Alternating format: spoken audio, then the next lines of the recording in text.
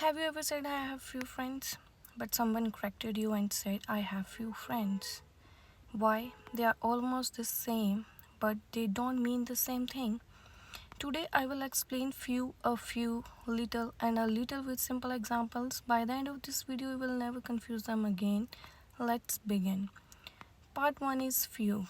Let's start with few. Few means almost none. Very small number. Usually it has a negative meaning. Examples: I have few friends. It means I hardly have any friends. New people understood the joke. Few students pass the exam. Easy trick. Few means not enough. Part 2. A few. Now let's add one small word, a. A few changes everything. It means some, enough, positive meaning. Examples: I have a few friends. She bought a few books. We have a few questions. See the difference? Few is equal to almost none.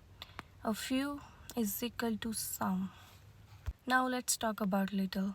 We use little with uncountable nouns. Examples: there is a little water left. I have little time. We have little hope. Again, negative meaning. Almost none. Easy trick. Little means not enough. A little. Now, a little. Positive meaning. Some. Enough. Examples: I have a little money. She speaks a little English. Please give me little water. Notice something.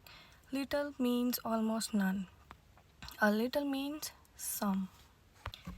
Quick comparison. Let's compare. Few friends, almost no friends. A few friends, some friends. Little money, almost no money. A little money means some money. One tiny word changes the whole meaning. I have little friends. I have few friends because friends are countable. I have few water. I have little water because water is uncountable. Remember this rule forever. Countable means few, a few.